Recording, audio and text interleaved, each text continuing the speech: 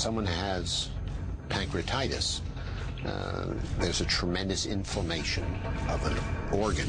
One of the commonest causes is alcoholism. A normal pancreas is about the size of a fist. Years of hard drinking had caused Duff's to swell to the size of a football. Came in, they did an ultrasound, and I could see his face went white. As his pancreas continued to swell, it began to drip digestive acids between his intestines and skin. The acid had given him internal third-degree burns all the way down to his thigh muscles. It starts an inflammatory process that the enzymes that are there to do good and digest food may end up breaking down some of the tissues in the pancreas, and that's very painful for people. There was a guy with a broken back. He saw the state I was in, and he goes, "Man, I'm glad I have a broken back and not whatever you have." And it only got worse. The pancreas produces digestive enzymes that are critical to breaking down proteins and carbohydrates. Not only were his insides being dissolved, but without a working pancreas, Duff would die. You can't live without your pancreas. And we didn't know if he was going to live or die, basically. Doctors explained that the best option was surgery to remove the most damaged part and hope that the rest of his pancreas recovered some function. But the surgery had its own risks. And even if it was successful and Duff survived, it was very likely that he would spend the rest of his life on dialysis. I told the surgeon, I said, "Just kill me. I can't take it anymore." It was like dull knives, stuck in and jabbing your organ. Despite the pain, doctors decided the risk of surgery was too great. They would wait to see what would happen next. For days, Duff hovered on the edge of death. There was 3 or 4 days where we weren't sure if he was going to make it. They didn't know if it was going to blow up tomorrow or tonight or whatever. Duff's friends in L.A. had been worried about him since GNR had stopped touring in 1994. When they found out he was in the hospital and close to death, it was like a nightmare come true. I thought when I got that phone call that I'd be going to his funeral. This was like my worst fear manifested for Duff. As the days went by, doctors continued to monitor Duff. If they had to operate, there would be no going back. Duff would spend the rest of his life strapped to a dialysis machine. But if they didn't operate and his pancreas continued to swell or even burst, Duff McKagan could die. May 1994. Guns N' Roses bassist Duff McKagan lay in Seattle's Northwest Hospital. After over a decade of gallon-a-day alcohol abuse, he had finally pushed it too far. Now he'd been rushed into the ER, his life hanging in the balance. You can only put the human body through so much before it's eventually going to give up and die on you. And after 9 years of rocking out with Guns N' Roses, Duff had put his body through hell. But miraculously, as the doctors were getting ready to operate, the swelling in Duff's pancreas went down. It looked like he had cheated death.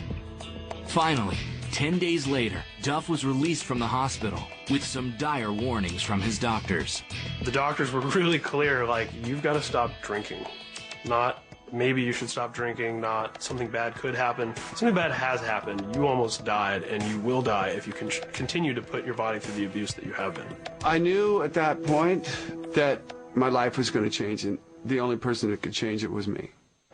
Duff had seen enough in the hospital. He was ready to be sober. The transition from a gallon of vodka every day to sobriety was grueling. But Duff used the same intensity he brought to rock and roll to his recovery. I had this old dusty mountain bike in my garage, and I just got out and started riding. I didn't know what to do. He was gung-ho, I'm going to beat this thing, I'm not going to drink anymore. In order to escape his demons, Duff hurled himself into physical exercise and martial arts. Now I have both martial arts and AA in my life, and it's great. You know, I enjoy people. I enjoy laughing. I enjoy the good things in life. You know, I drank a gallon of booze, and I didn't drink any water, literally no water. Now I drink a gallon of water, and literally no vodka. For the next 5 years, Duff continued to repair his life. In 1997, he had his first child, Grace, with model swimsuit designer Susan Holmes. They married on August 28, 1999.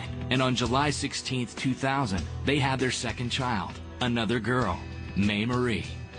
I'm obsessed with my family, my music, and my health first above all of that, because I can't be a good father and husband if I'm physically or mentally. In 2002, 8 years following his brush with death, Duff reunited with former Guns N' Roses members Slash and drummer Matt Sorum to form a new supergroup, Velvet Revolver. When I hear that those guys are reuniting in another band, I'm thinking, if Duff starts drinking again, it's curtains. I wonder if these guys can really, keep it together. But they did more than keep it together. Duff and the rest of the band made Velvet Revolver hugely successful. Their first record, Contraband, sold 250,000 copies in the first week.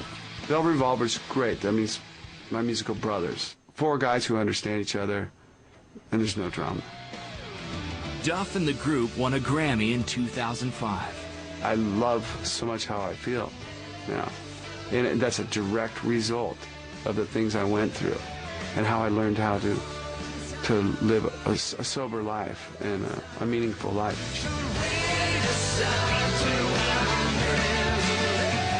Duff survived his fame and fortune as part of Guns N' Roses, and he lived through the success of Velvet Revolver without falling back on the crutch of booze. I'm 44, but I feel like everything seems attainable to me. Now the only question is what the talented musician will decide to take on next.